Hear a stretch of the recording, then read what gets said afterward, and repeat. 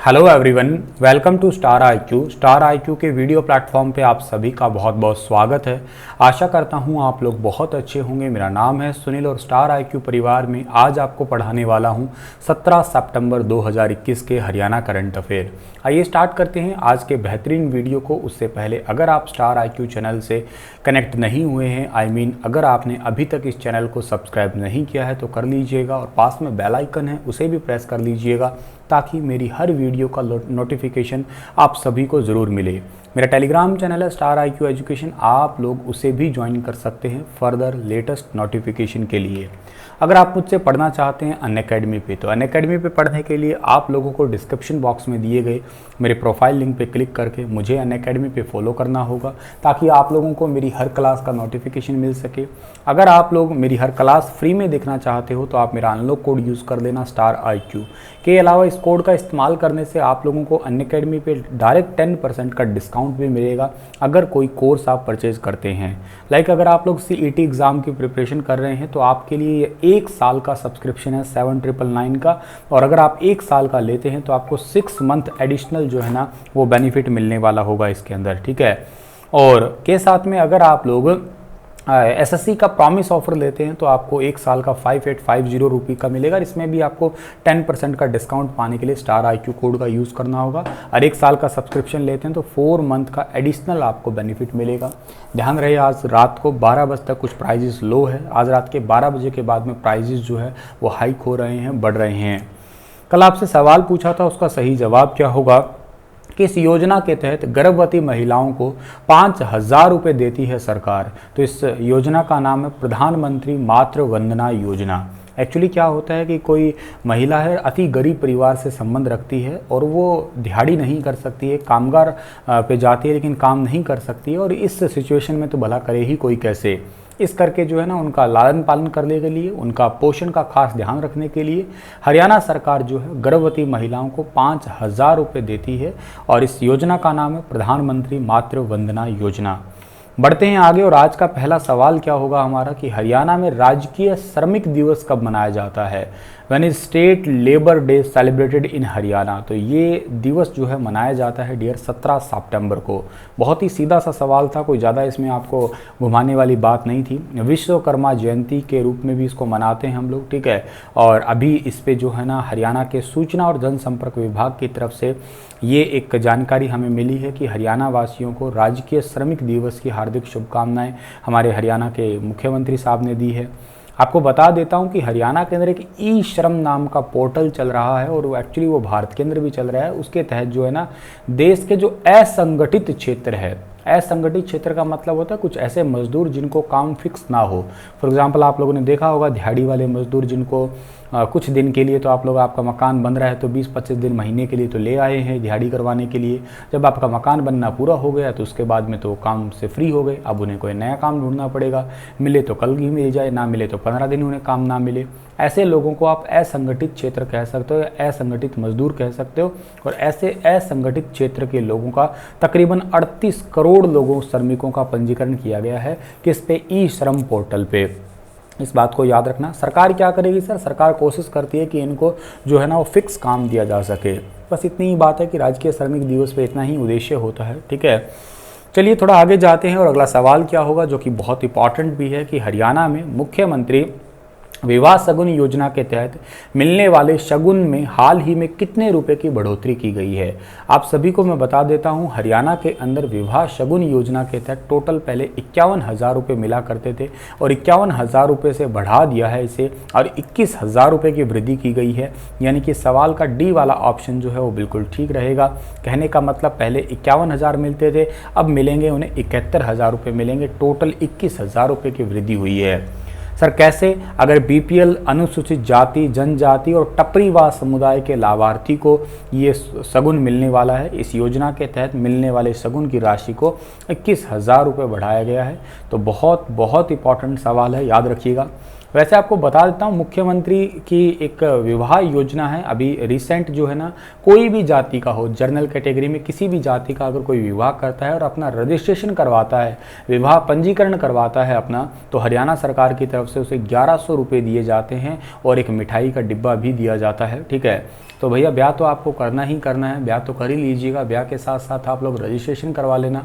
ऐसा नहीं समझना कि शादी आपने करवा रखी है जी, 20 साल हो गए और आपके बच्चे बराबर के हो गए, आज आप मुंह उठा के चल दिए कि चलो आज मिठाई का डिब्बा लेते हैं सरकार से। ऐसा नहीं है। शादी करते ही 1 महीने के अंदर अंदर उसे रजिस्ट्रेशन करवाना ज़रूरी है उसका, तो ही आपको जो है ना एक मिठाई का डिब्बा मिलेगा और के साथ में आपको 1100 रुपये मिलेंगे। तो जिनका नया नया ब्याह हुआ है तो वो ज़रूर जाएं और एक मिठाई का डिब्बा ज़रूर लेके आएँ, साथ में 1100 रुपये भी लेके आएँ मुख्यमंत्री विवाह पंजीकरण योजना के तहत। अगला सवाल है कि हरियाणा में आयुष्मान भारत पखवाड़ा कब से कब तक मनाया जा रहा है। हरियाणा के अंदर आयुष्मान भारत पखवाड़ा मनाया जा रहा है 15 से लेकर 30 सितंबर तक। एक्चुअली आयुष्मान योजना है ये। इस योजना के अंदर क्या होता है कि 5 लाख रुपए तक सालाना इलाज मुफ्त कराया जाता है। इसके लिए निःशुल्क आयुष्मान कार्ड भी भारत सरकार की तरफ बनाए जाते हैं, भारत सरकार की तरफ से ही। इसको आप लोग आयुष्मान भारत प्रधानमंत्री जन आरोग्य योजना भी कहते हैं। मतलब इसके 2 नाम हैं, एक तो आयुष्मान भारत योजना है और एक का नाम है आयुष्मान भारत प्रधानमंत्री जन आरोग्य योजना। ये दोनों ही नाम हैं और इसके तहत सालाना 5 लाख रुपए का इलाज गरीबों को फ्री दिया जाता है।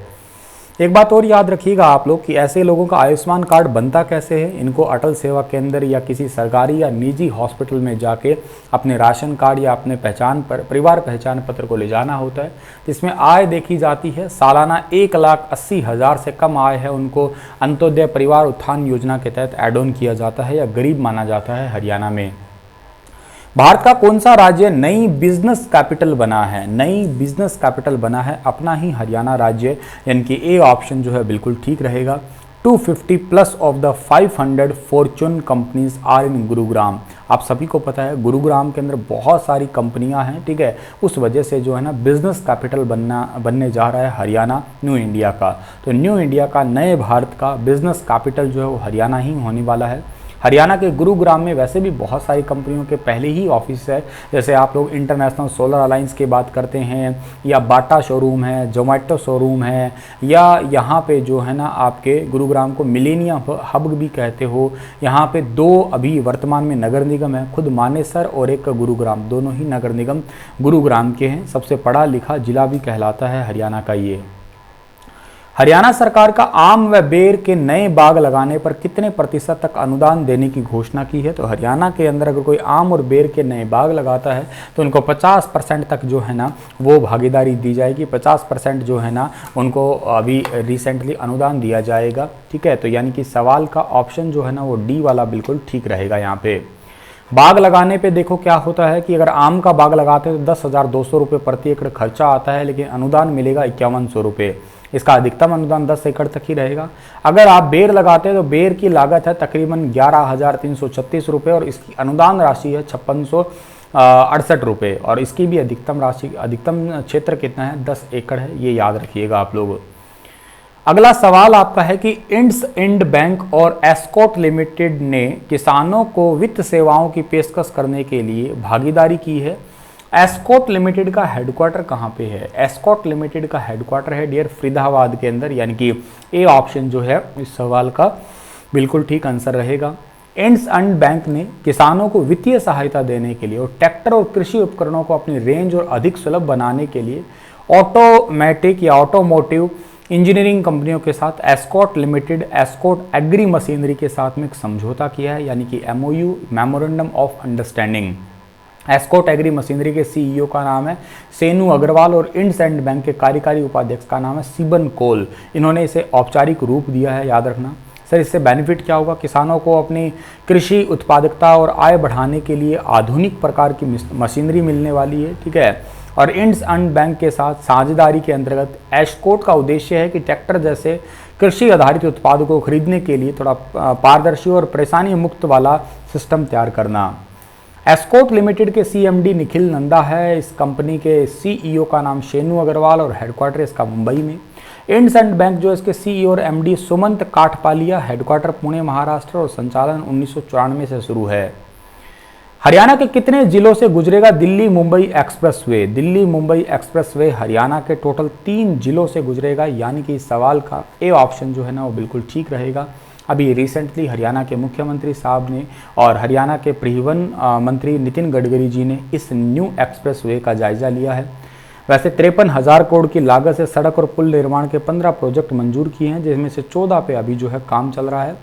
गुरुग्राम के लोहटकी गांव में आयोजित एक कार्यक्रम हुआ था, वहां पे लगभग 1380 किलोमीटर लंबाई का एक पुल दिल्ली मुंबई एक्सप्रेसवे भारत का सबसे लंबा एक्सप्रेसवे हो जाएगा, जो मार्च 2023 तक बन के तैयार होगा। इस पर तकरीबन टोटल 95,000 करोड़ की लागत आनी दिख रही है, ठीक है। और इस एक्सप्रेसवे का दिल्ली से राजस्थान का दौरा जो है वडोदरा से अंकलेश्वर का तक का हिस्सा मार्च 2022 तक का जो है बन के तैयार हो जाएगा। इस एक्सप्रेसवे पे 8 लेन का एक्सप्रेस है, कंट्रोल ग्रीन फील्ड एक्सप्रेस से बनाया जा रहा है, धीरे धीरे से 12 लेन तक बढ़ाया जाएगा, ठीक है। और एक बात याद रखनी कि हरियाणा के जिले कौन से, हरियाणा का एक जिला है गुरुग्राम, फिर पलवल और नूंह, इन 3 जिलों से होकर गुजरेगा। हरियाणा के अंदर टोटल 160 किलोमीटर का हिस्सा होगा इसका, ठीक है। तो ये पॉइंट भी आप लोग यहाँ से याद रखना। इसी के साथ इस लेक्चर को समाप्त कर रहा हूँ। आपके लिए क्वेश्चन है कि पीएम कुसुम योजना के तहत हरियाणा को वर्ष 2020-21 के लिए कुल 520 करोड़ रुपए की लागत से कितने पंप स्थापित करने का लक्ष्य है? 11, 19, 10 और 15 बताना विस्तार से। इसके बारे में आप लोग कल फिर हाजिर होऊंगा लेटेस्ट अपडेट के साथ में। तब तक आप हंसते रहना, मुस्कुराते रहना। Stay happy, stay healthy. Thank you so much.